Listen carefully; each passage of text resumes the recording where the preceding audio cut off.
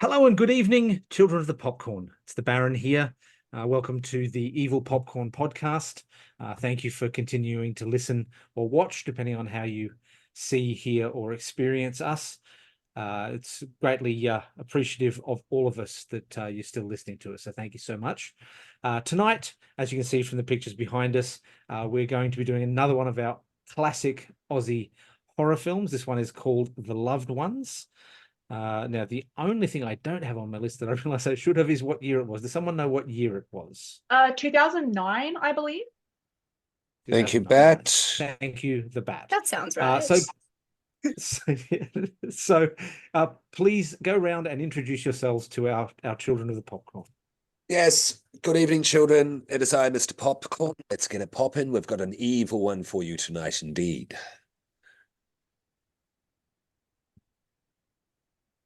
Hello, mortals. I hope we have all been well. I am very excited to be talking about this movie as it has now very quickly become one of my favorites. Nice. I knew it.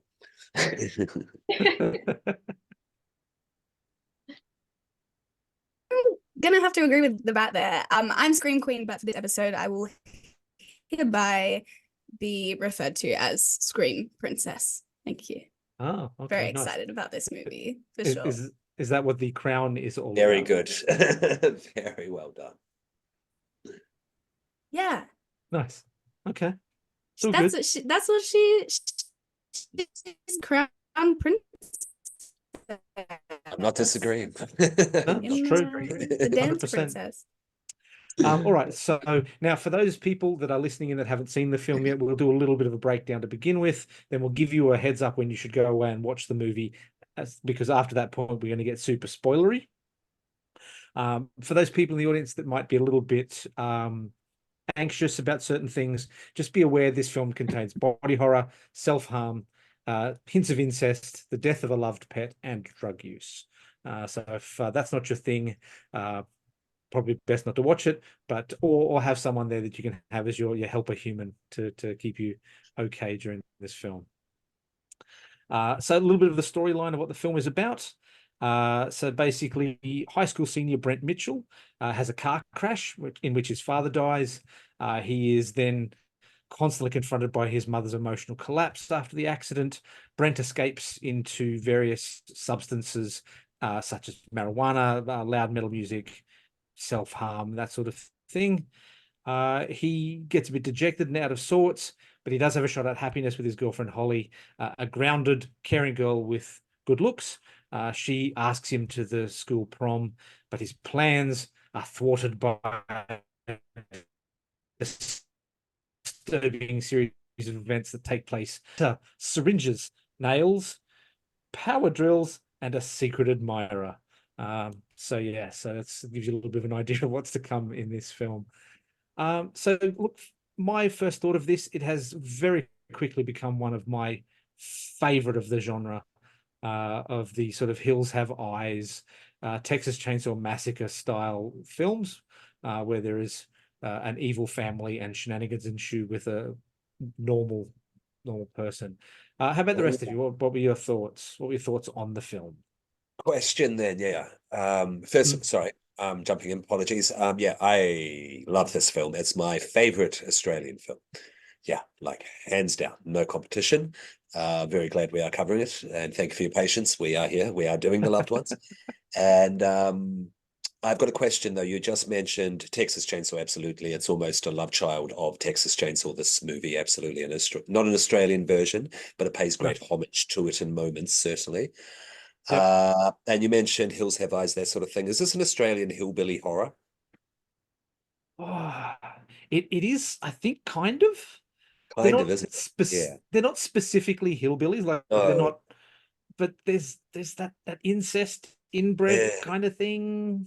There is like a working class sort of like thing, like he's a maintenance man.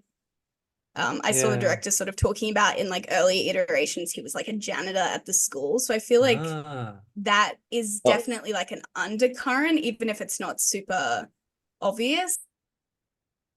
I think it it could fall into that criteria, I guess, in like an Australian horror adjacent version of it, which I think Yeah. is quite fun. They are like out in the sticks, I guess. Mm. The Interesting.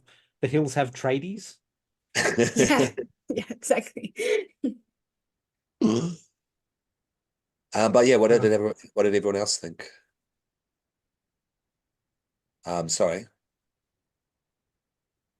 I'll cut that out. Sorry, back to you, Barrett. Back to you. I'll cut that out. But no, it's all good. By all means. What did everyone else? What did everyone else think?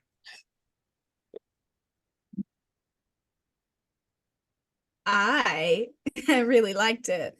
I think I'm sort of in the same camp as everyone else. I really didn't expect. I actually had no idea what this film was about, really, except the cover where she's holding the drill and she's got the crown on and stuff. So I really didn't know what to expect. It was amazing. Highly rate it. I just think it was perfect. I did notice like comparisons to Sissy, which we did cover earlier, but I think that I feel like this movie does what Sissy was doing a lot more Yep. successfully. And I think the character development is incredible, considering the focus is a lot on the gore of the situation. It's surprising like how in-depth the characters are explored. Okay, nice. Yeah. I love it. Yeah. I share the exact same sentiments. As I said, just moments before, this very easily has become one of my favorite movies, like horror movies. And it was I really did enjoy watching it because lately with a lot of the horror or thriller movies I've been watching lately, I've been promised like gore and action, and it just feels like it hasn't truly been delivered. But watching this movie, I was sitting there holding onto my own skin, watching it, being like, oh, that's disgusting. Because the gore that happened in this movie was very, for a lack of a better word, very satisfying after so long of feeling like a lot of gore in movies has been dulled down. And I also loved the aesthetics of the movie and the soundtrack. I could go on forever, but I will stop myself now. That way we can talk about it later. So very seldom do we see a horror film like this set in basically a worker's bungalow with a ute parked out the front, or just off a main road, basically. So yeah, no, it was good. The setting was imaginative. I thought that the actors and everything did an amazing job. I might just quickly run through who's in this. So we've got from sort of top down, the main character Brent is played by a guy called Xavier Samuel. He was in Twilight Eclipse Phase. Yeah, he was. Was he? He was, yeah. He was in another film called Frankenstein with McKenna Grace and Carrie-Anne Moss. Robin McLeavy plays Lola, who was also in Abraham Lincoln Vampire Hunter, Woo Assassins, and Wolf Like Me. John Brumpton plays the father. He was in Romper Stomper. Now, a lot of the rest of these people, Richard Wilson, Victoria Thane, Andrew Gilbert, Susie Doherty, Victoria Eager, Anne Scott Pendlebury, and Fred Whitlock play various characters in this, and they've all just been on everything that's on TV in Australia.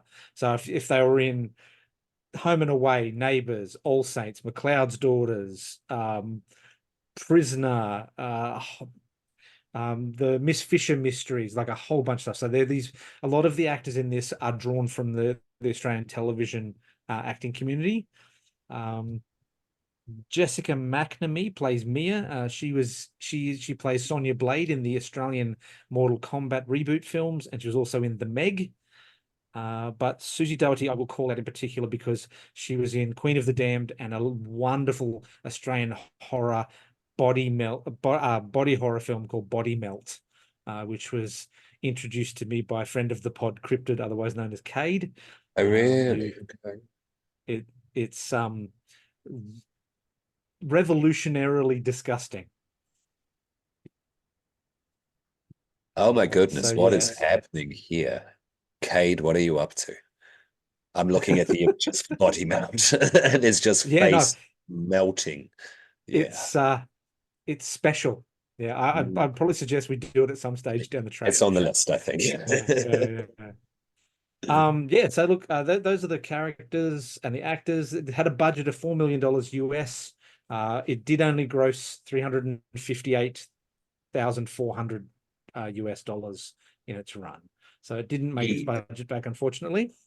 But on that end, it has begun to garner a cult status overseas. I've noticed a lot of independent podcasts who specialize in horror have been looking at this movie of late over the past 3 or 4 months. Yeah. Which is good, which is great. I mean, Blade Runner was slammed when it came out, you know, so hold on, loved ones, people. It is a classic and it will be recognized as a classic. Yeah. 100% agree. So has anyone got any last thoughts before we send the children away to watch the film that they want to get out at the start? No. Watch it. Go and watch it. Just go and watch it. It is amazing. Go in blind. Stan, yeah, it's on Stan, as Stan. the bat pointed out. Yeah, so there you go. Yeah. American, on Stan. you'll find it. Yeah. I'm going to give you 5 seconds, people, of just noodling chat, just to sort of sit here and do this so that you can not catch what we're about to start saying about the film, because we're going to start to get really spoilery really quickly. All right. I don't know why I clapped. That's going to look really weird, but that's all right. So let's get into the plot then. Let's get into the plot. So, as I went through the storyline there before, the film starts with high schooler Brent. He's driving with his father. A man appears in the middle of the road. They swerve to avoid the man. Brent crashes the car into a tree and his father dies. One of the first Aussie horror films we've done that hasn't included roadkill at the very start. Yeah, we had an actual human on the road. Yeah, actual human on the road. Yippee. Yeah. There was roadkill at some stage. So. Yeah, there was, and there's a little bit of a goof about that too, which I'll remind myself to bring up. Yeah. So then it cuts to 6 months later. We see Brent. He's at school, and he turns down Lola's invitation to the prom in favor of going with his girlfriend Holly. Probably should have said yes. Might have caused a lot less awful. It would have been a short film. He was nice about it. He was nice about it. He was. He was really nice about it. He's a nice guy. Especially considering. Yeah. Do we think Look, she'd have still? He's not looking too good. Do we think he would have still been taken back to the house and the same things happened if he'd said yes? Absolutely. Okay, but it would have been after the prom. Yeah. Yeah, because Princess has a criteria that can never be met. Yeah. Yeah.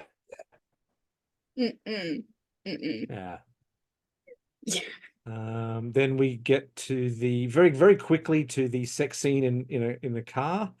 What was the quote from Chasing Amy? They had sex in the most uncomfortable place, the back seat of a Volkswagen. Yeah. Yeah. I don't know the quote, but they were in the front seat. I'm pretty sure. Yeah. Oh, they were in the front seat. Yeah. So I was I tried to make it fit.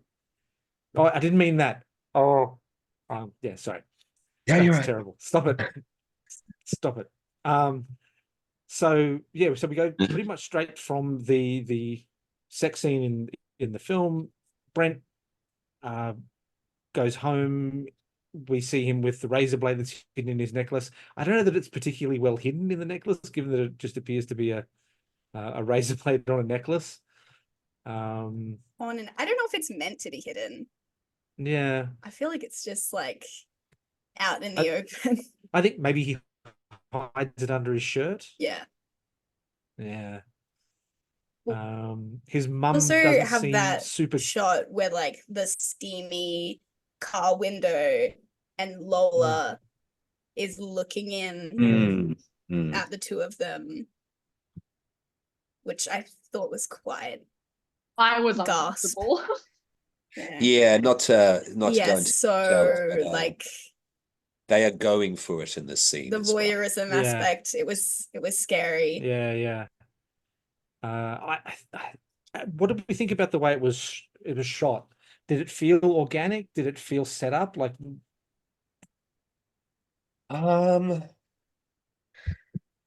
good question. Good question. Because it's much more graphic. You see a lot more than you usually would see. But it's teenage sex in a car. It's not going to be 9.5 weeks.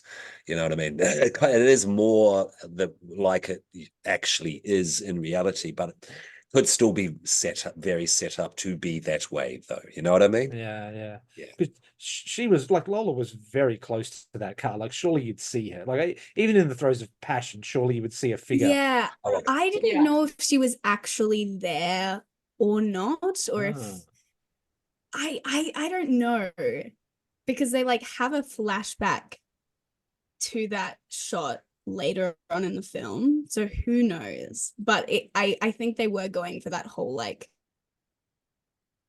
voyeuristic, like, ooh, she's mad, like, what's gonna happen, sort of thing.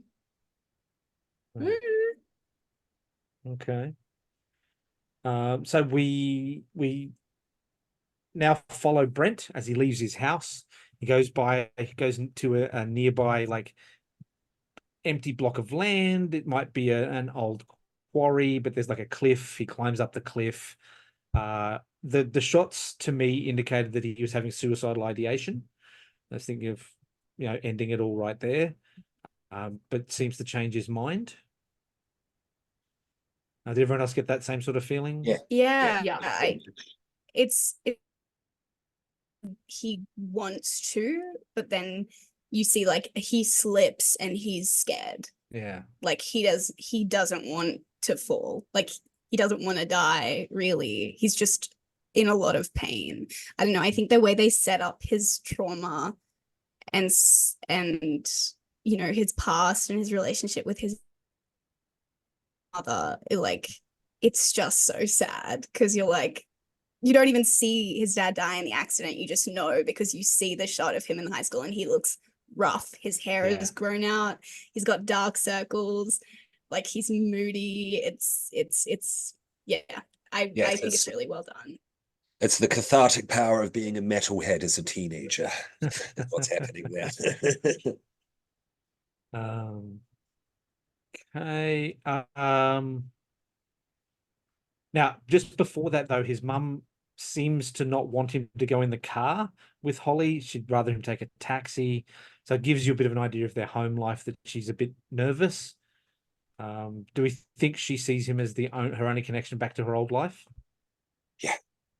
Yeah, totally. Yeah. And I think the implication is he doesn't drive either. No.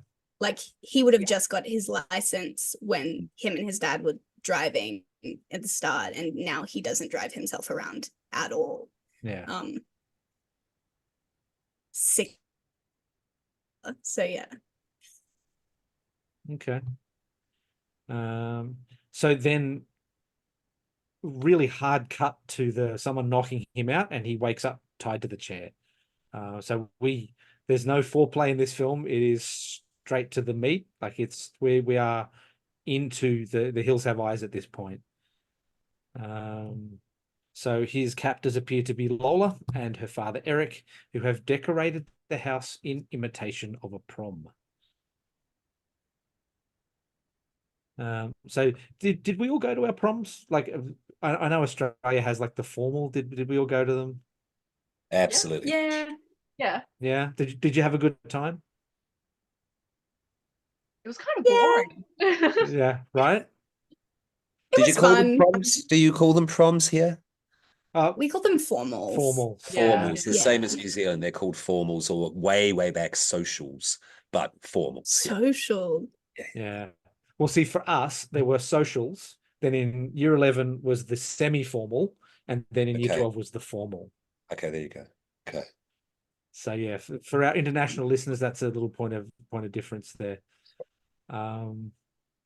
So they've obviously been doing this for a while. They're prepared. Like, this is not something that they have just done in 5 minutes. Yeah, no. This is well practiced. They got that disco ball. Yeah, well practiced, definitely. So everyone, what were your thoughts at this point of the film? Well, they have this beautiful shot of Lola's bedroom, which like I love that. that montage is sort of like our first look into the villain. And it's like it's pink and it's sparkly and it's girly and she's listening to Casey Chambers and she's insane. Like very clearly from the get-go. She's like drawing little hearts and then this sort of mysterious circle in the middle of Brent's forehead. And it's crazy.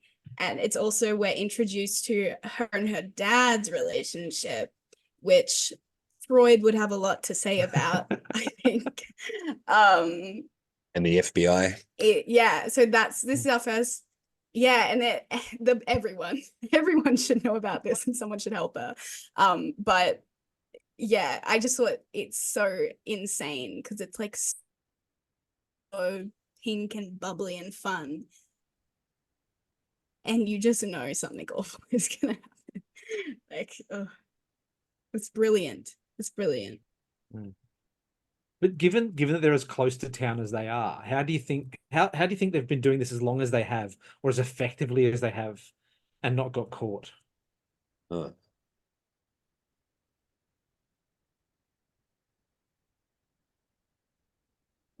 maybe she picks troubled boys.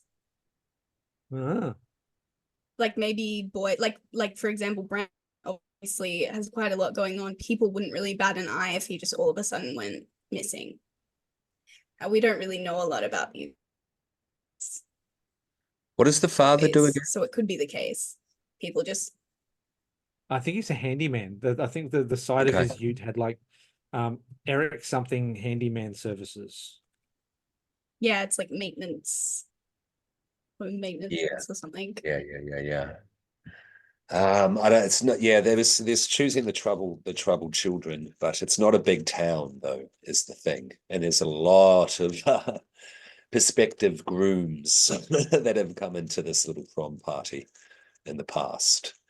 I don't want to say it's a stretch of reality, but I can't really see any kind of creative way around it. That's just my opinion. Yeah.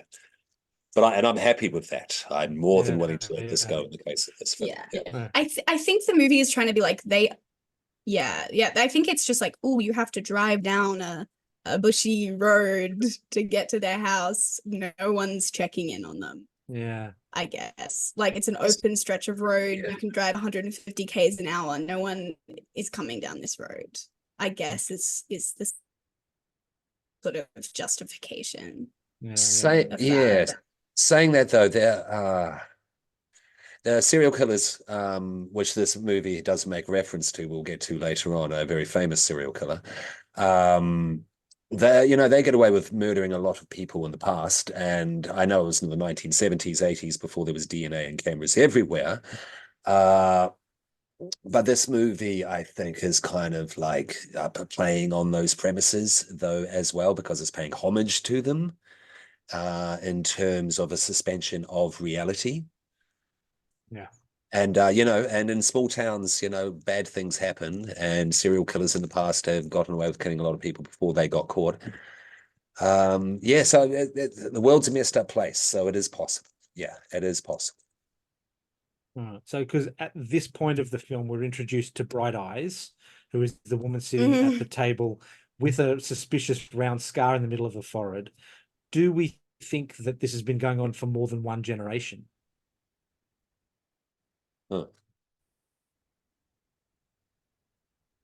I actually, when I was watching this movie, I watched it with my housemate, and the two of us made a theory behind Miss Bright Eyes, and it does lead back into the relationship between the daughter and the father.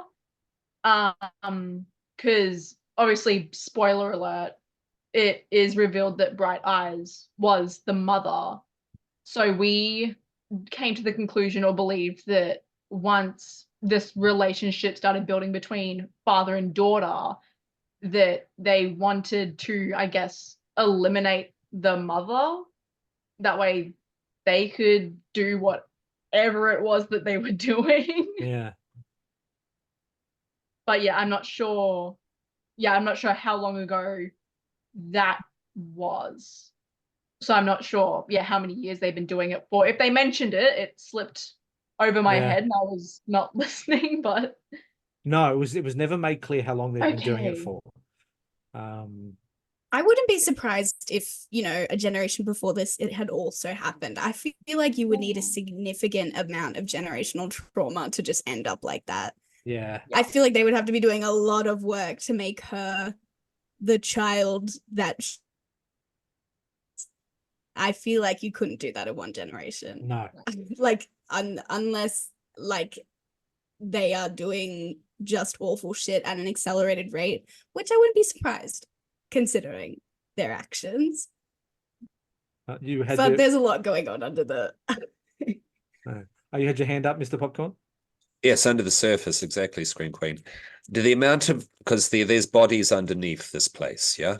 We Yeah, are in yeah. smaller territory, so we're gonna jump around.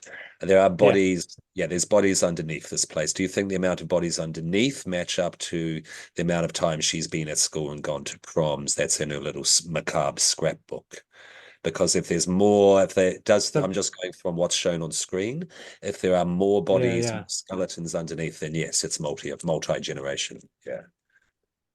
Well, I think That's as true, well. there were a lot of skeletons. Yeah, I think the skeletons were roadkill. Yeah. Because they feed. Yeah. Yes. They Yeah, feed the zombies Yeah. underneath, but there's nothing saying there couldn't be human skeletons in there as well. Exactly. I Good like question. that Good question. I like that they kept that dark and you didn't get to see absolutely everything. Like, it still gave you some questions. Yeah. All right. So at this point, then Lola reaches over and injects Brent's voice box with bleach. We're presuming bleach because it's blue in color. That's Yeah, what destroying it his was. vocal cords, making him unable to scream or talk. I wonder if that's permanent. Trumpers. Sorry. Yeah. Yeah, they're just trying to cure his COVID. That's all they were doing. Exactly.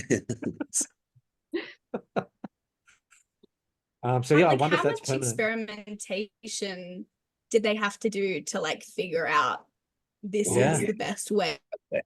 Yeah. Like they would have been trying out things on these boys and they're just like, oh yeah, we need to inject their vocal cords with Yeah. bleach. That's the best way to do it. Just Oh. quiet them up. My theory with that is they've gotten to this point with their system because I think they've been practicing on like travelers or homeless people or swagmen, we'd call them in Australia, like traveling people come past, they pick them up on the road, they bring them back, they experiment on them with various household substances just to see how they can stop them from talking and giving them like homemade drill-based lobotomies. She begins to humiliate him, slap him, all that sort of stuff. Yep, we've definitely lost the Scream Queen. And is getting what I would consider super turned on by the whole situation. Yeah. Which begins to get super uncomfortable. Yeah. Because the dad seems to be into it. Yeah. This is all sexual. Yes, basically, to put it bluntly. Yeah. But now they haven't tied Brent down particularly well yet. He frees himself, he gets outside. Then they have that whole set to with him up a tree and the dad runs the ute into the tree so that Brent falls out of the tree. I have to admit, I think I wrote it down here on my notes. Yeah,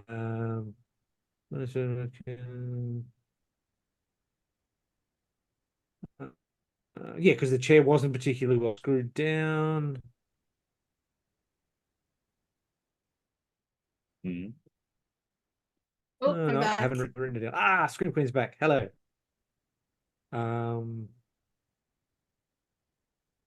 So yes, we have we've skipped over the dog as well, haven't Yes. we? We His pet dog.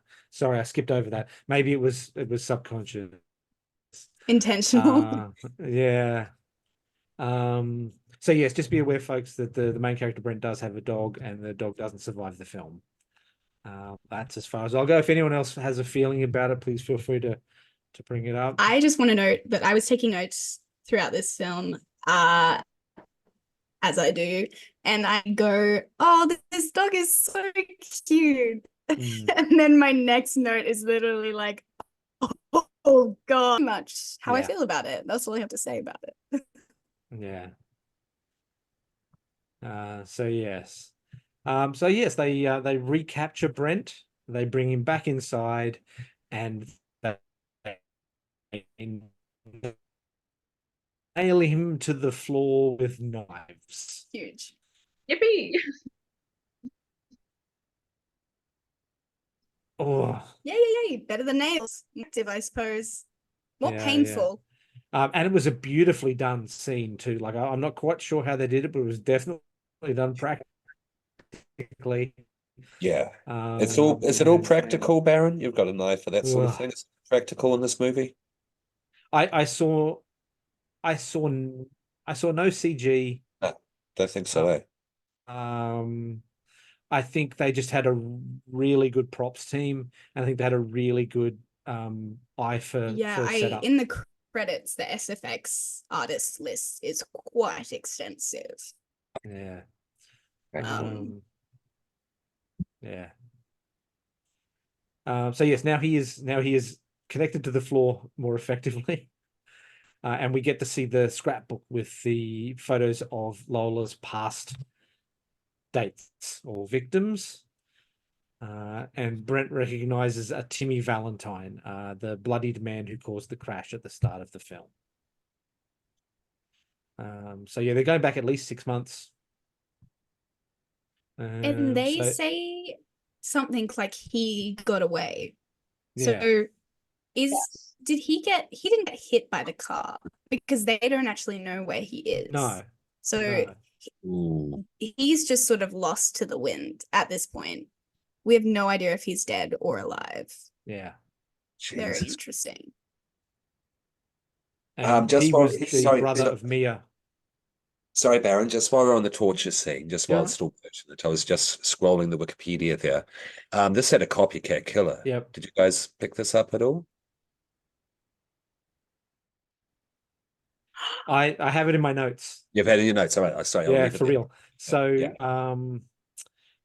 no, it's all good. I'll now that you bring it up, I'll go through it. So in March 2013 at Chester Crown Court, Judge Elligan Edwards described a sadistic torture murder as a reenactment of a scene from this film.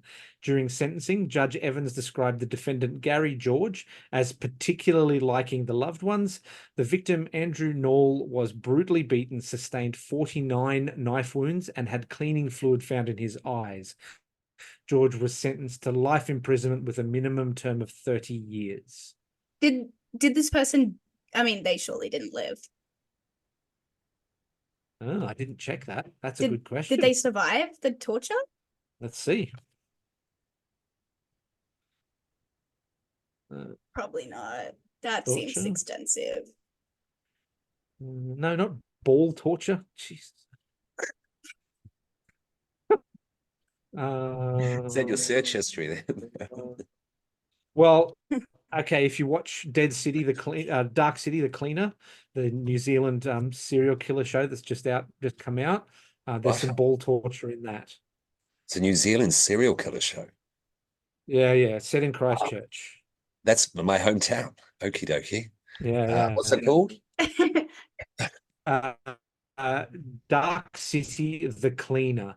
It's on Jesus. SBS On Demand. I mainlined it in one sitting. Wow, that All good. episodes in one Wow. day, straight Wow. up, one after another. Fuck yeah. Sadistic killing of friend. So obviously, I think he died. So Gary Friend? George, a He was horror, a horror film a fanatic who Brit. killed his friend. Gary George, 41, will serve a minimum of 30 years after he tortured and mutilated Andrew Knoll, 53, in a cruel and sadistic attack. George was obsessed with witchcraft and horror films. Chester Crown Court was told he particularly liked to watch The Loved Ones, a 2009 Australian film in which an attack takes place with chilling similarity to the death of Noel. G'day. You be a horror movie fan, then you can be a horror movie fan. After killing a homeless alcoholic, went to an off license where he told the shop assistant they would just kill my best mate. Cruel and vicious. Wow. He was beaten, kicked, stabbed on dozens and dozens of occasions. A strange long wound was carved into his abdomen. Salt was found in his wounded body. He was tortured. If you're listening to this and you're not watching this, my Yeah. this Yeah, so, entire time. there's an article on The Guardian if you want to read up. I'm not going to read it, but it's quite a long article. Whoa.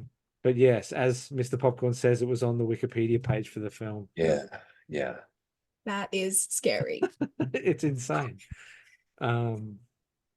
So yes, where are we up to? Abduct together, family that abducts together, something rhymes with abducts together. The tuxedo was a particularly good fit on Brent, I thought. He looks good. That's true. They obviously had his size. Surely. I mean, she's watching. Yes. I did have a note here when the mum appears, and I've got mum or grandma in inverted commas question mark. Yeah, oh no, it's the mother, but this was early on. Yeah, this was my stream of consciousness note. Okay. Interesting family dynamic is my next note. To say the least.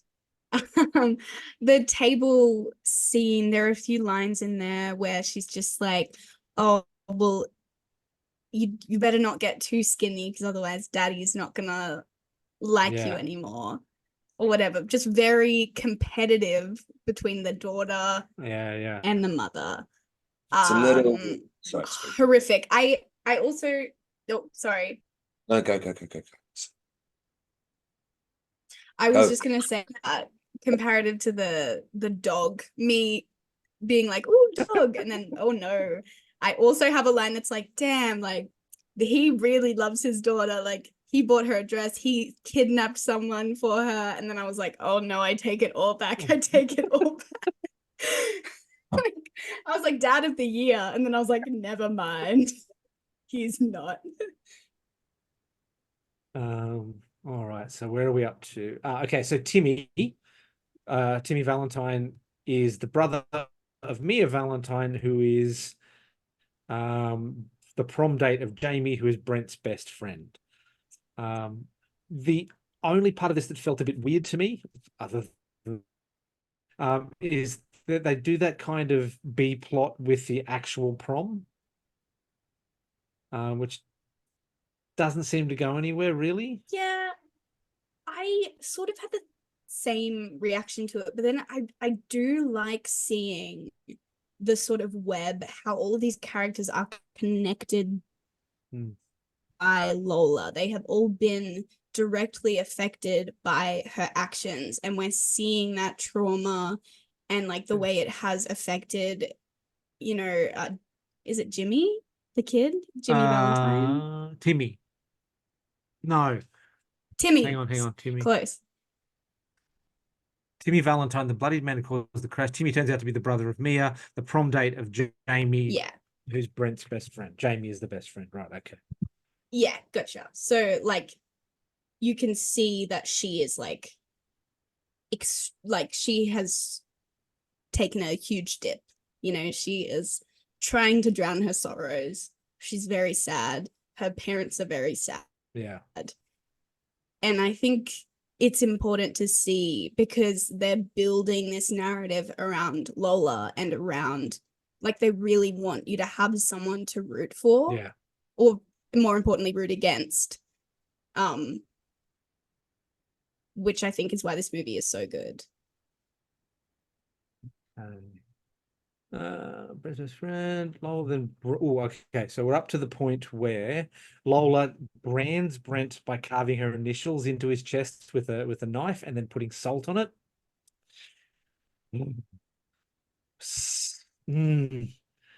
Just every time I thought this film couldn't take another step into torture, it went, hold my beer. Yeah, it escalates very nicely. The pace of it's good. And if you can have a look at the picture behind me there, you can just see precisely how happy Lola is with her handiwork just before she's about to spread the salt on the wounds there. So obviously they're having a good time. She Yeah, really this is is- like a little kid. Yeah. Yeah, totally. And this is well before art as well. She's used bleach and salt already. Love art, Yeah. don't get me wrong. Maybe she should marry Art the Clown.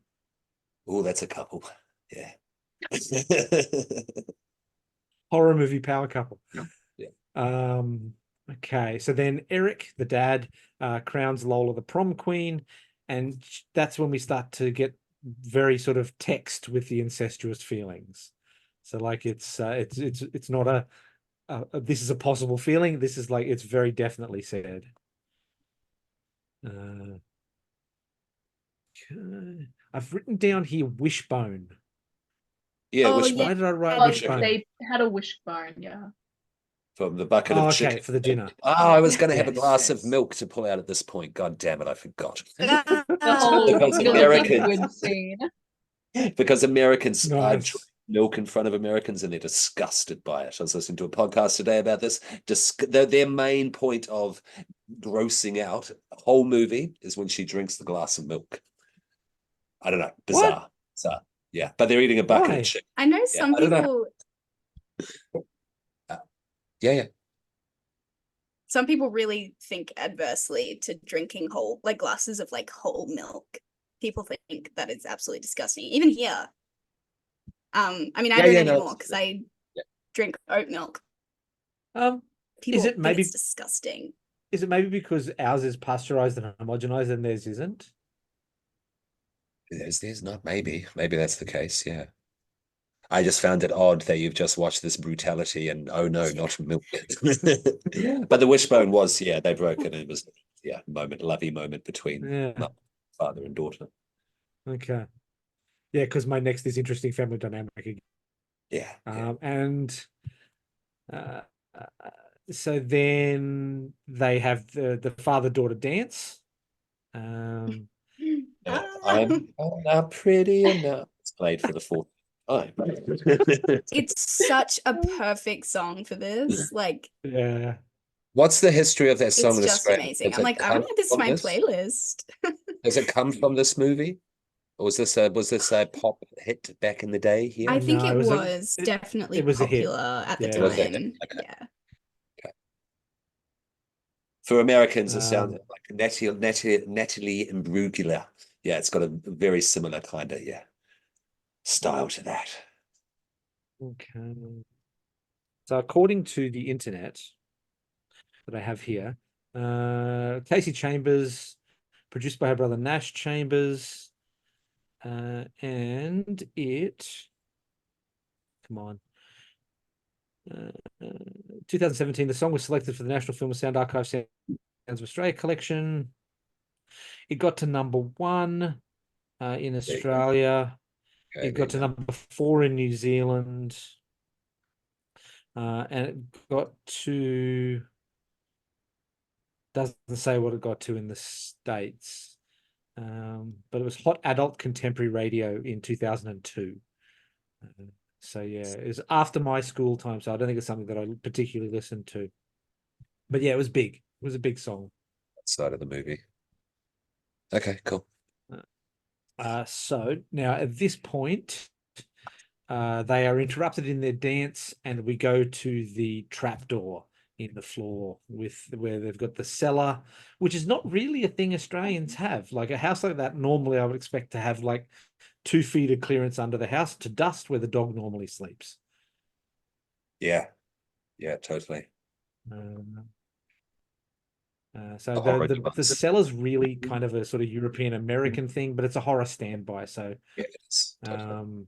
of this subgenre, and we see particularly. yeah, it's the cavern under the house. I like to imagine. So we see the Sorry. Please. I was going to say, No, I you like go to on, imagine sorry. that he has built this specifically for this purpose. You know, Perfect it's build. like how if a kid's really Okay. into like ballet and a family's like, oh, we'll convert this corner of the garage into a little bar and we'll put a mirror up. This is his equivalent. He's Yeah, like, okay. oh, well, if she wants to bring boys home and kill them, we're going to need to fill in under the house and make a little door. And yeah, That's how I like Do to you- think of it. no, I had the same thought process where he must have built it specifically for that, because I did notice that there was no like staircase or ladder, so there was no way to ever exit that little dungeon Yeah. cellar area. So yes, exactly the same as what Scream Queen just said. Mm. It was most likely definitely built just like for like the daughter's hobby. Like the father would have definitely Yeah. they'd be like, oh, my little princess, what's that you store all your boys? Like, Yeah. Yeah. Which does I raise wonder the if they had a question. name for it. Yeah, true. Raises the question, who's pulling the strings here? Yeah. The father or the daughter? Because the father wants the Yeah. daughter. Yeah. In every It's way. such a good question.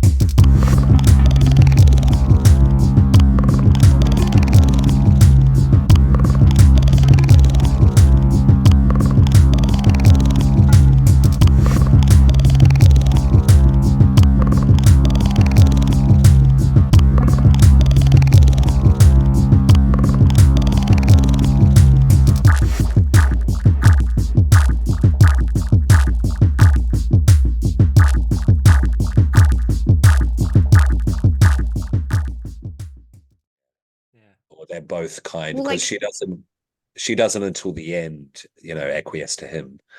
But I don't know if they're basically it's a combination of the two psychologies. Scream Queen. Yeah, it's really hard to say. I think you're right, because there's an element you're like, she's a teenager. She's clearly been groomed. Like something has gone on there to like make this a normal dynamic in the thing, but it's clear that she is like the dominant personality. I've been watching a lot of Criminal Minds, so I'm like, ooh, this unsub, the dominant personality. But like he listens to he does everything that she asks, and like without question. Okay. So in this, I feel like she is absolutely calling the shots, because she's like, Daddy, bring me the hammer. Daddy's little princess. You know? So she like Violet Beauregard. So she decided Bright Eyes' fate. She decided to, she was the one who orchestrated Bright Eyes, turning into a Dharma zombie. In your opinion? Yeah. I would say so. Okay. Is my best guess. Yeah. Yeah, I don't have the answer, just curious. Yeah. All right. So, okay, fair enough. Maybe one of our listeners has a theory and they can write in and tell us. Yes. Please do. Yeah. So children, if you have a theory, if you've seen it, if you have a theory, write in and tell us. So now we start to get to the point where I thought I got to the next level of they cannot escalate this any further. There is no way they are going to drill into, they drilled into his skull. Oh God. Oh no, she's having trouble pouring the hot water in. That'll be fine. He'll survive. They're making the hole bigger. Oh God. I'm literally sitting on my couch in the other room here going, no, I don't think I've ever shook my head as much as I did. Okay. Yeah, I was just sitting there like, no. I was sitting there with my little book. If you can't see, I've got my little book up in front of my face. It's exactly how I was watching the film, just up like this. Hmm. Oh, it was bad. I was exactly the same. I was like, no way, like he's the hero. They're not gonna let it get this far. He's not gonna get a hole drilled in his head. That's insane. But it happens and he doesn't escape. And you're like, oh my God, somebody help this poor man. I also wrote, like, I had my phone writing notes watching this movie, and I wrote down that the sound of the drilling in the skull is the worst. Yeah. The entire time it was happening, when the father went to go do it, that the noise that happened when he was doing it, my housemate and I, we were sitting there like hands on our heads, like fidgeting, being like, oh, no, like this is no way this is happening. The smoke oh, it was the drill. Yeah. My thought was that smoke, or was that little like dust from the skull? Maybe a combination of both. That's a very nice touch. The crunching and the squelching. So horrible. So I've had the opportunity in my life to work with bone a couple of times for props and stuff. Ooh. And it was both bone dust and smoke. Bone dust and smoke, yeah. And it looked exactly right. Wow, that's a good band name. Yeah. Bone dust and smoke. Smoke and bone dust. Bone dust and smoke. That's the band that actually played the music for the soundtrack. Yeah. I used to be a Viking reenactor. I used to be a Viking reenactor, and we used to make bone buttons and horn stuff. And yeah, it isn't. I at that point in the film, I had the smell as well, because it was a memory of work cutting through bone. So I had the smell as well. Yeah, cool. If anyone's interested to find out what it smells like, what I'll get you to do, children, is get a pair of nail clippers, and just cut a little bit of a fingernail off, and then get a lighter and just light the end of the little piece of fingernail, and then inhale that. That's what it would have smelled like. So that's a smell-o-vision for you. Personally, I will not be partaking in that little experiment, but props to anyone who does. Write in. Let us know what that experience is. Send us a video. Yeah. Someone else can sift through those. Yeah, okay. We'll show it on. We'll put it on X, the only platform that allows. I don't think anyone's looking at my live journal. I could put it up on LiveJournal probably. Alrighty. So so this is another one of those things where they've got a system. So you drill a hole, you pour the hot water in that lobotomizes them. Like, how do you discover that? How many people do you go through? Like, is this something that's come in from generations past? Is it like it? The other thing with the film is it doesn't appear to have a particular time frame. So none of the technology really dates the film. I don't remember seeing any cell phones, or I mean, obviously it's 2009, so it'll be there are before a few. iPhones. There's like an iPod and was there an iPod? Oh, a flip phone. Yeah. Okay. So, I retract that statement. But this specifically where Lola and her father live feels very dated. Even looking at the background, like Jean's background, you can see little things about the house that are just quite old-fashioned. Yeah. Yes.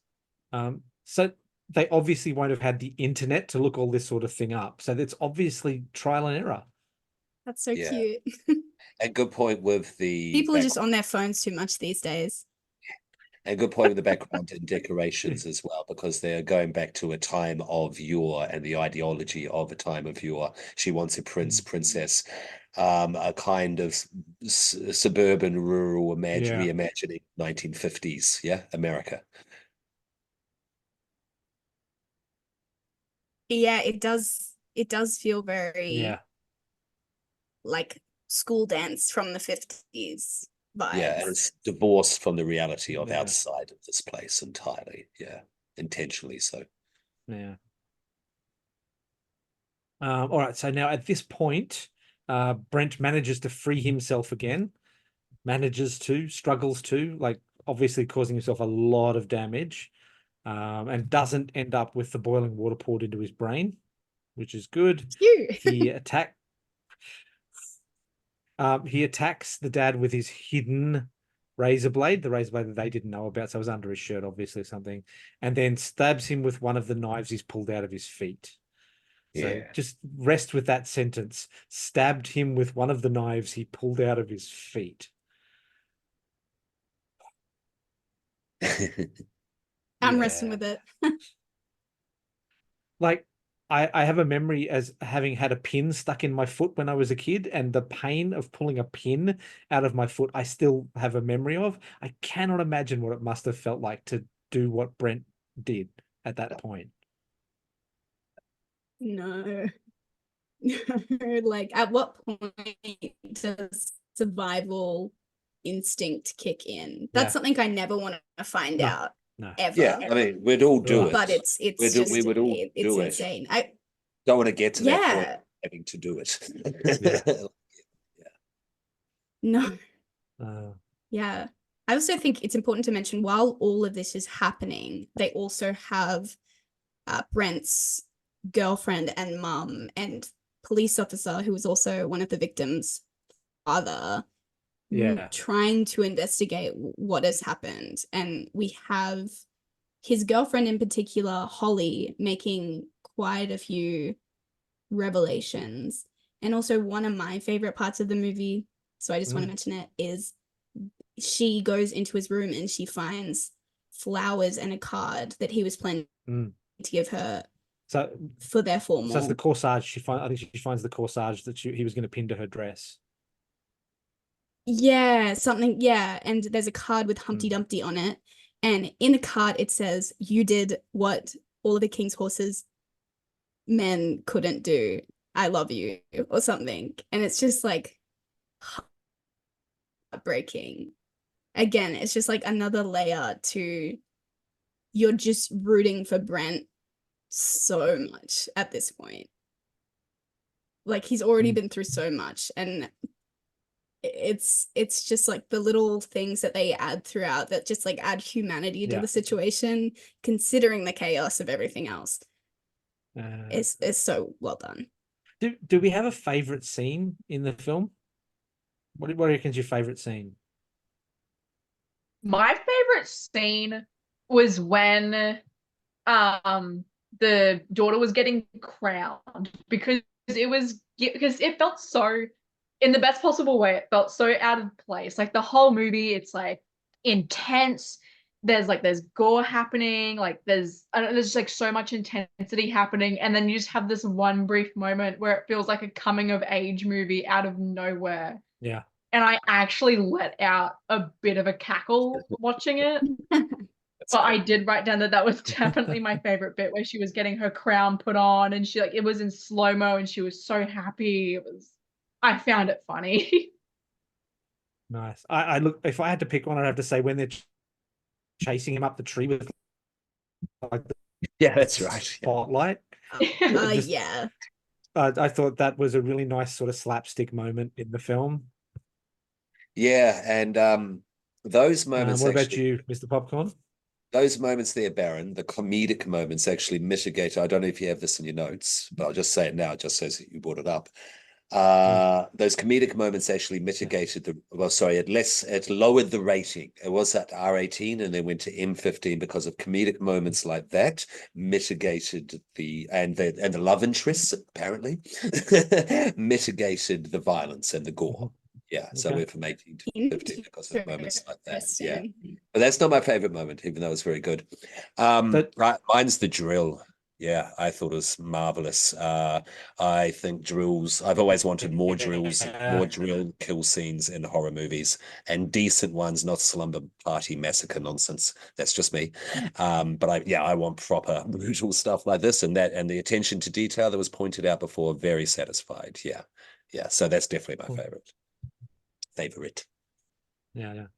What about you, Screen Queen? I can't go past the last scene. The final scene. The final scene. That was Okay. my We'll- favorite. I'm not gonna We'll get to that. say what it is. We'll get there, but Yeah, it was perfect. yeah. Do we think that the adding of the comedic scenes and the love interest was done on purpose, or do you think it was a happy accident? I think it was very intentional. Yeah. Just though, yeah, some of the angles and how it was edited, you have to look back and think they decided to put that in there intentionally. Okay. I think Like, sorry. No, you go. I was just saying I read an interview with the director, and he intentionally lent into sort of the common high school sort of John Hughes stereotypes, Mm. like the girl next door and, you know, the stoner and that sort of vibe. So I think like a lot of the band of characters are like quite intentionally chosen. Okay. What do you think the director's trying to say In with that way. it? Say by doing this type of thing, making these type of references, setting up this parallel between utter torture and horror to going to the prom with your loved one. And then I how the think- utter horrors commenting on the prom in a way, by making a horrific version of it, just showing that the whole thing is a bit kind of shallow and facile. That's just my kind of observation, if anyone else has one. I think the scenes of normalcy throw the rest of the film into sharp contrast. Sure. Yeah. So we see real life, we see the prom or the formal, and people go, "Oh, that's a touchstone. I know what that is." Then they cut to someone getting a hole drilled in their head, and it's like, "Oh, that's not right." So I think it maybe it even heightens the horror by showing us scenes Sure. of normalcy. Yeah. Okay. I know that he sort of said in the same interview, I'll find out which one it was, but because of the pop bubblegum sparkly aesthetic of the whole film, it like gives the opportunity to push the gore, like the more, like, sort of as the Baron was saying, the more you push that pretty princess aesthetic, the gorier you can go with it.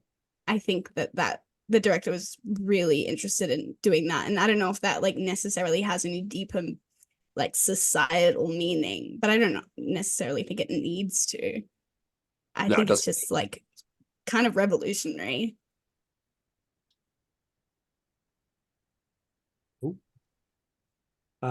Alrighty, so then we have where are we up to? Brent pushes Eric, the dad, into the cellar where the starving and now deranged captives tear him apart. I liked this was hidden in darkness. It meant that for the film they didn't have to spend additional money on a scene they didn't have to. So basically we don't see all the details, but we are made aware of the details by the soundscape and the silhouettes and all that sort of thing. I think they saved a lot of money here on a scene and made the scene better because of it. Yeah, less is always more. It leaves more up to the imagination. Then Lola pushes Brent into the cellar and she's throwing crap at him to try and kill him, which never works in these sort of things. What it does mean though is Brent gets hold of a flashlight and a hammer and uses them to defend himself against the zombies in the cellar. Yeah, and there's a nice cut if I remember. They're about to, overpower him, and it cuts to black. And there's a lot of sound of a lot of fighting going on. Yes, a lot of struggle. Yeah. Yeah. Again, very well done. Yeah, utilizing resources well.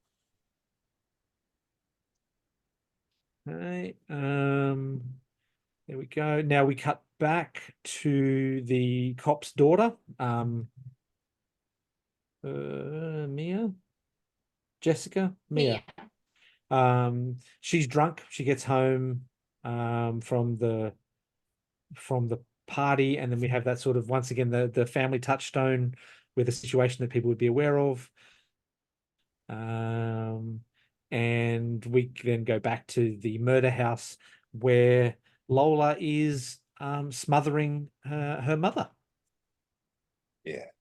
I didn't see this coming. This was not at all telegraphed to me. I didn't foresee the mother dying at Lola's hand.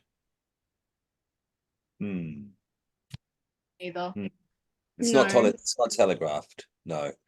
I've seen it many times, so I forget whether or not, I saw it coming in the beginning. Yes, I don't think it's obvious, though. No, I don't think it's obvious.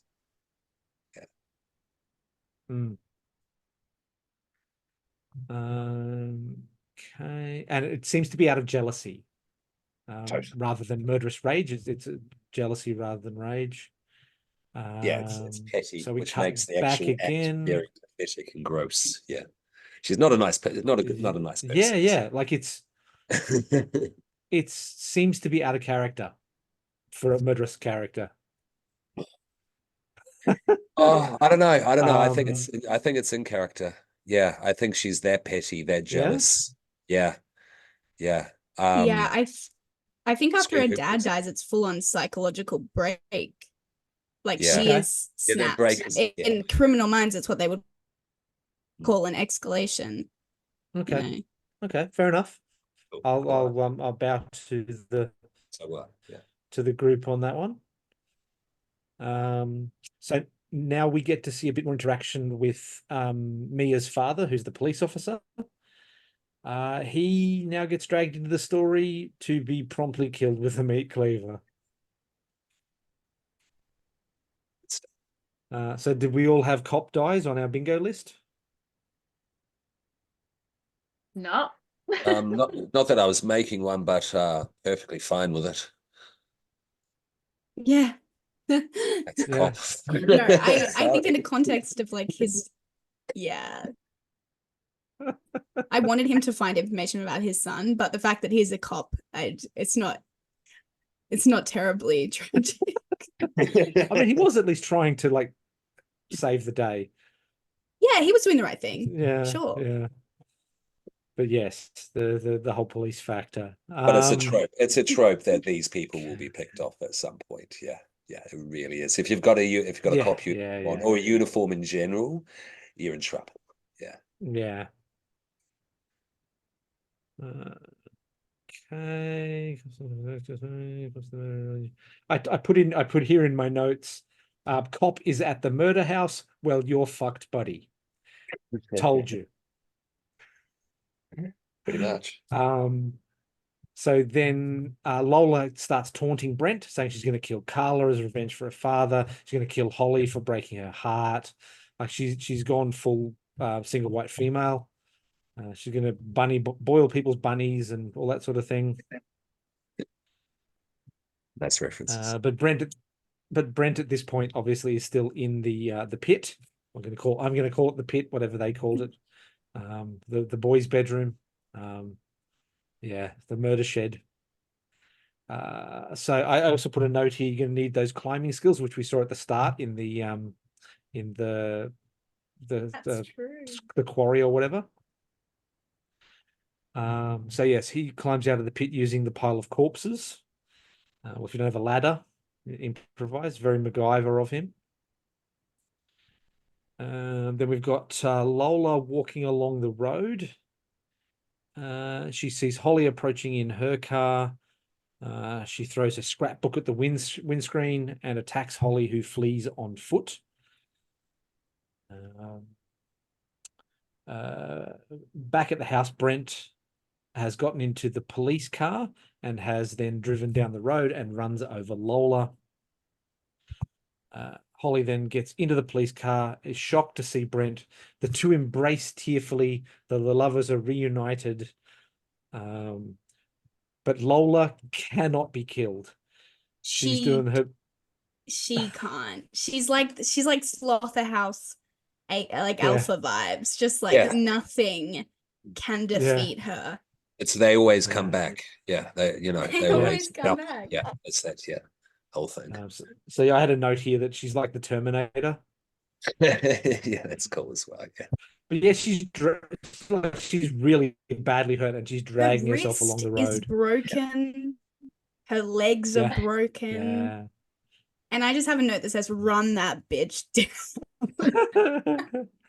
Because that's what I wanted to happen so bad. Yeah. I And don't it's know if out you of can see there. I place. think that's the moment you're talking about there. Can you see that GIF on the screen? No. Okay, never mind. Carry on. I have a note here that's out of place, but the note I was going to mention about the roadkill. So the roadkill does feature in this Australian film, like it features in most Australian horror films. If you go back and have a look at it in your freeze frame on it, it's got very obvious stitching. So it's obviously like a stuffed toy, or they've made it. You can see the construction of the roadkill. What is it? What is the animal? Just remind me there, Baron. It's a wombat. Yeah. Do they see it at the start and at the end? No, I think No, so it it's only features because it's one of the few Australian horror films where they don't hit an Aussie animal at the very yeah, start of because it the was the film. human at the start. Because I was just wondering if they were going to do another Texas Chainsaw Massacre reference there. Yeah, with the roadkill. Yeah, at the beginning and at the end there. Because there is a obvious at the start of the dinner scene when Brent wakes up and then she comes into frame with her head smiling at him. It's basically a shot by shot, take from the Texas Chainsaw Yeah. Massacre. Oh yeah. Yeah, It's great. amazing. So that's obviously heavily in the DNA of this film. Yeah. But yeah, look, we're right at the very end here. Alola approaches the car. Brent sticks it in reverse, crushes her head all over the road. Is that your favorite screenplay? And Chef's kiss. Perfect. He did run that bitch down. yeah. And look, I'm all for feminist villain, good for her movies. I've seen Gone Girl. Yeah. I'm an Amy Jennifer's Dunn Body. sympathizer. Jennifer's Body. Kill men, yes. But I have this written down. Very important. This is the first film that I've watched where I'm desperately preying on a woman's downfall. I'm deeply, deeply hoping that something bad happens to her and the final boy makes it to the end. Final boy. Doesn't happen often. I like that switch. Yeah, there are some nice gender switches because you could even argue that the family dynamic is a gender reversal of the Oedipal myth in a very fucked up fashion. It's called an Electra complex. Yes. Thank you. That's the terminology. Yeah, definitely. And also question, like we were talking about contrast between normal world and the family's world in this film, and the fact that you are perfectly fine, Scream Queen, with this bitch getting her head crushed. Does that suggest that like she is the ultimate villain? You're not meant to sympathize with her. You're not meant to empathize with her. And this whole point of contrast between the two spaces of the film heightens that and makes you go, fuck yeah, kill her at the end. Yeah. Is that the drive? Is that what the director, etc., wants you to feel at this very moment? At this very moment, yeah. I think so. I don't know. I if you compare it, you want to compare it to a film like Sissy, which is sure, please, yeah, kind of similar. Like crazy girl, she loves glitter. She's stuck in her childhood. That sort of character. You sympathize with Sissy a lot, and a part of that is to do with the fact that her friends are literally terrible people, just the worst. Whereas this is very different in the fact that you're seeing the villains do horrible, depraved things. They don't show like a fleck of humanity. They go as far to mock the victim and mock their family member. And you're on the outside, you're seeing Brent and his family and how much they love him. There is just like no room for sympathy for Lola. Like at the start, I was like, oh, she's crazy. I love her.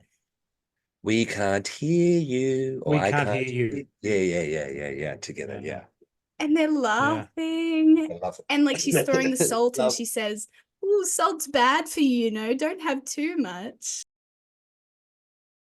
So my last notes on the story are: hit her, surely she's dead. Nope, not quite. Gonna need to back it up, folks. Nice effect on the snapped wrist. Thump splat credits. Delicious. Yeah. Very delicious. Just the Beautiful night. smack. It's amazing. It's crisp. It was really well done. So a little bits of trivia about this one. Obviously, as we saw before, I don't know whether we did this while the podcast was running or not, but it's second on the Rotten Tomatoes list of Australian horror films, and it is 49th out of the top 100 worldwide horror films on Rotten Tomatoes. So it's in the top 50 of the top 100. Wow. That is cool. So it's only surpassed by Babadook at number 1 here, yeah? Hello?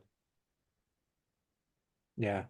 It's earned a rating of 98%, an average of score of 7.24 out of 10, based on 56 reviews. The reviews were weird. Normally, horror movie fans are a bit more creative when they don't like something or they do like something. I didn't find anything particularly imaginative. The best that I could get was I think it was in Spanish. No pasa de un día de lluvia, which translated by Google Translate is "it doesn't go beyond a rainy day." So I'm not quite sure what the person meant by that. But it seems to have like a really weird mix of reviews. Just a bad time all the time? Is that what they mean? They're not wrong. Maybe. Yeah. So final thoughts about the film, folks. Still definitely one of my favorites, I'd say. Yeah, I loved it. Okay. Well, do we want to rate it? Ooh. Yeah, of course. Well, Mr. Popcorn, do you want to go first? Okay. It's delicious. It will remain as delicious. As you've all seen, my opinion can change after, listening to everyone, because I'm always open to that. Interesting enough, though, I'm not sure if I'm going to call it my favorite Australian film anymore. I'll wait until we finish this series to make that decision. Because in my mind, I've got going on, you brought it up there, Baron, is the subplot of the prom necessary? What is this movie actually saying? Or is this just a gleeful exercise in, practical effects and gore, which I'm perfectly fine with. Yeah. But Yeah. that's not enough to be called my favorite Australian horror film, though. It needs more than just an exercise in brutality. And I'm really not sure if this film is anything past that, of any kind of significance. I'm not trying to negate it in any way here, because I still absolutely love it, because I love a, straightforward, gorgeous, relax, and, comfort and blood and guts. And but that won't put it in the top tier. That doesn't put it in the top tier. I'm still going to keep it as 4 is delicious, but I'll get back to you, children, if it remains my favorite at the end of the series. Yeah, next. Okay. All right. 4 is delicious, by the way. Yes, 4 is delicious. Yeah, delicious popcorn. If I had to give it a ranking out of 10, I feel like I'd balance it on 5. maybe out of 5. Okay. Sorry, you don't know. You can do halves. You can do halves. No, I'm gonna go 4. I'm gonna go 4 out of 5. And it is a lot, because I do enjoy a good gory movie. I do love a good slasher, all that sort of stuff. And I did really like how they handled the special effects in this movie. Like, as it was mentioned before, like the detail of the bone dust coming out of the drill hole, and also the broken wrist that was mentioned on the road. I saw that, and like the bones popping out. To me, it looked so good. And I also really enjoyed the very brief segments, like at the beginning of the movie, where it was the daughter getting ready for the quote prom and her receiving her crown. Just those very brief moments where it suddenly just felt like a girly coming of age movie, and then it would immediately slap you back into the horror that's Yeah. actually happening. And I felt, to me, it was a good balance between, yeah, being like, oh, like, this is terrible what's happening to this person. Then it's like, oh, like, how silly, it's a prom. And then you go back to just being like, oh, wait, no, wait a second, torture is happening. Yeah.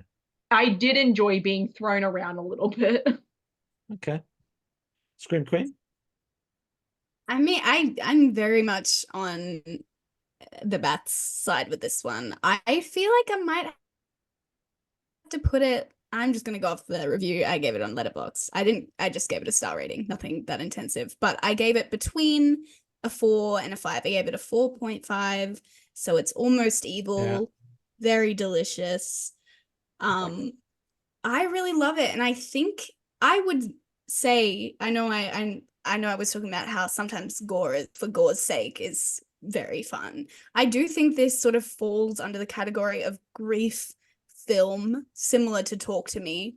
I think the interweaving of the characters through Lola as the main villain, all of them sort of experiencing their own trauma because of this psychological nightmare happening in that household, is very not touching, but it's got a lot of meat there, and I really enjoyed it, and I liked the silly juxtaposition of it all.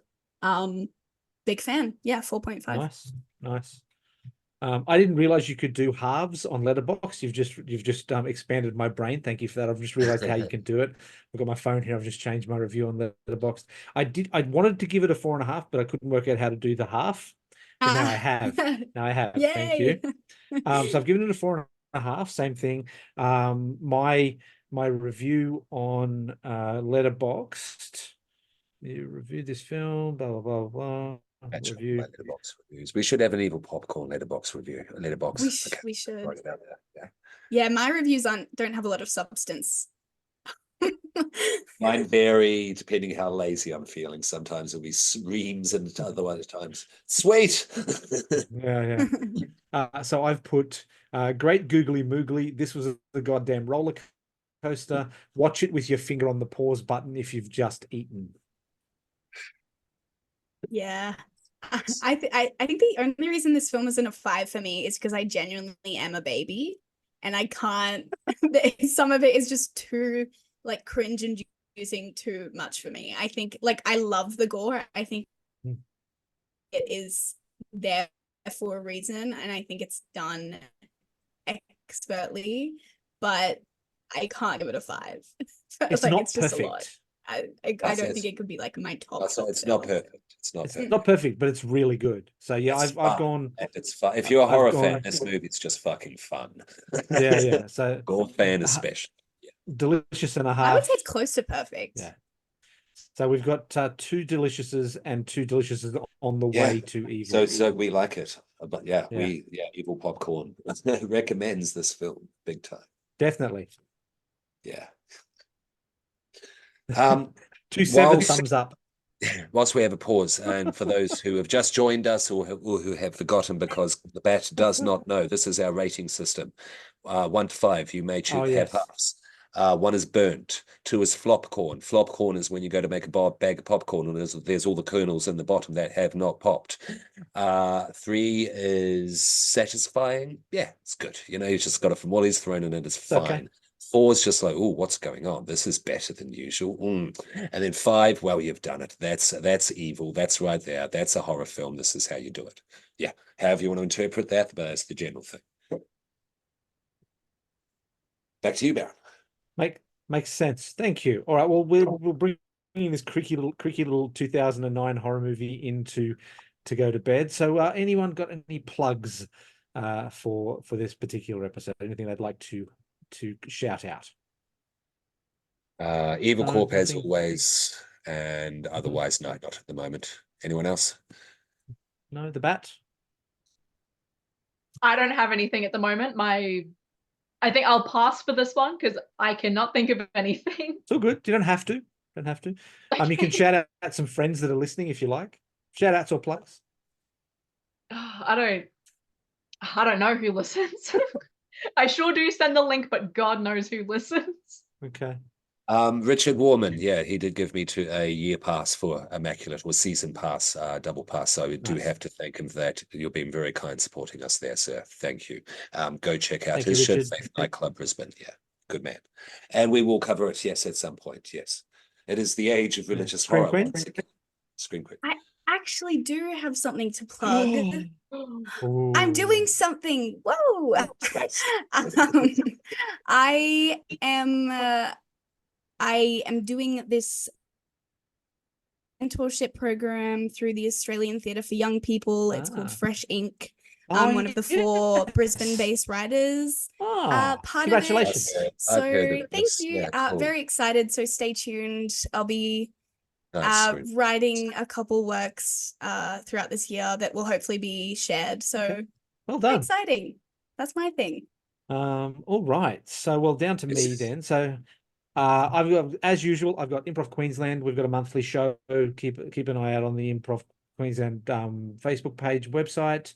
Act React Theatre, who I do stuff with. We've got some stuff coming up in the Anywhere Theatre Festival, and I'm going to give a shout out to Supernova Gold Coast, which is I am attending this coming weekend, where I will be performing as an MC and a host for various celebrities, being the conduit from the audience to the stage, and from the stage cool. to the audience. So Very, yes, very cool. I feel I'm particularly blessed in that I am able to do this job, and I get to get paid for it, which is the dream of any performer is to be getting paid to do something on stage. So yeah. Of course. Shout out Dorian. Yes. Uh, While we're at it, the Bat. Oh yes. Welcome to Evil Popcorn. This is the Bat's first official episode, Yay! children. She is now one of us, one of us, one of us. Thank you so much. And you killed it. Yeah, great stuff. And also Yep, well done. on that end, shout out Dorian, kind of like the unofficial Yes. 5th member. Yeah, we have The Conjuring coming up. We are going deeper down the horror iceberg. Thank you for watching. Yeah. One of the things that I will say, I've been listening to the horror iceberg conversations. It couldn't hurt to have a list of, I don't know whether you have done it or not, a list of the gateway films people should watch to join along with your little journey. Yeah, that's on the Facebook page. Thank you, Baron. It's on the Facebook page? Okay. It's on the Facebook page. I wish you could, I know, I'll put it in the, on the Facebook page where you've got the pinned posts. Yes. Yep. And you can scroll along. You can do more than one nowadays. I will put it up on there, and it has all the tiers as we go. We're doing the last one of the one opus, which is The Conjuring. And so Nice. very good, popped up there. And on that end, do follow us on Facebook and Instagram at Evil Popcorn Pod and Evil Popcorn Podcast on YouTube. And as the Baron says, throw us a theory, throw us an opinion about the loved ones and everything that we are doing, because basically, what's the word? Interaction, engagement spreads us out there, and then we grow, and then we can get advertising, and we can sit here and talk to you about mattresses. Joking, of course, but or Squarespace or meal kits or razors. But everyone who has listened and done whatever, just listened in general, absolutely love you, children. So yes, do the thing with that one. It's a horror podcast. I had to break that heart. Well, shall we say goodbye to the Does anyone have any recommendations? Oh yeah, sorry. Yes, thank you. Yeah. Recommendations. Yes. I've got one. Dark City the Cleaner TV series set in Christchurch. It's on SBS on demand. Some people I heard did say they had some trouble finding it, but that's where it should be. It's a serial killer show set in Christchurch, made in Christchurch. The basic premise of the show is there's a serial killer. He's killing people. He's the main character of the show, and then there's a copycat, and he has to try and work out who the copycat is. So the police procedural part of the show is a serial killer trying to find the copycat murderer. So it's really good. I'm watching this. Thank you for that recommendation. That sounds great. Yeah, excited me. That's cool. Who wants to go next? I will, while you guys think. Thank you, Sam Hoyas, if that's how you pronounce your name, from Red River Podcast. Check them out. Been following them along, interacting with Sam for a long time. He always puts up great suggestions for things to watch, listen, etc. He put up He suggested the Antisocial Network: Memes and Mayhem. It's a newish documentary on Netflix, and yeah, if you want to know how Donald Trump actually got elected via a bunch of I won't use any derogatory terminology, but yeah, when it starts from 2chan, goes to 4chan, goes to 8chan, and then it goes over to America, the kind of 4chanification through the spreading of memes through your Facebooks and everywhere, your socially acceptable platforms, and then it stretches out to QAnon, the Wall Street, what were the Wall Street riots, protests called in the 2000s? We all remember them, yeah. And then it went to Donald Trump, and then it went to Save the Steel. And through a chain of events, Anonymous plays a big part in this, yeah. So Occupy Wall Street. Thank you. So yeah, if your brain's been sparking with all these references of this little short history of me given out over the past 20 years, the internet has had a large part to play in it. It's not entirely responsible, of course. Gamergate's another one. It does play a large part in it. It's fascinating and kind of frightening stuff. Yeah, we kind of need to unscrew reality. That's just my little opinion I'll throw in there from this stuff. But yeah, check it out. And also watch WrestleMania. Yeah, 40. It was great. Okay. Yeah. Next. The Bat. Got to think about it. If I'm going to recommend something, I would recommend a Netflix documentary. It's called Don't Fuck with Cats. Ooh. I haven't watched it yet. It's been on there for, yes, I won't spoil too much of it just because you want to go watch it. But yes, it's been on Netflix for a while. And yeah, it's a true crime documentary following an internet murderer. So it's someone that made their presence known online, became an internet phenomenon, and then became a murderer. And it's basically just a documentary on the hunt to find this man. And it is very interesting because it almost feels like a movie. Okay. In a sense where things just feel unreal and unpredictable. Okay. Yeah, it's meant to be a heavy one, that one. Yeah, I haven't broached it yet. I'm too scared. Definitely don't watch it if obviously you're sensitive to murder or if you're sensitive to any form of animal abuse. Don't watch it then. Yes. If you have a big heart for animals, don't watch the documentary. Cool suggestion. Yeah, goodie. That's a goodie. Scream Queen. I've actually been watching movies recently. Ooh.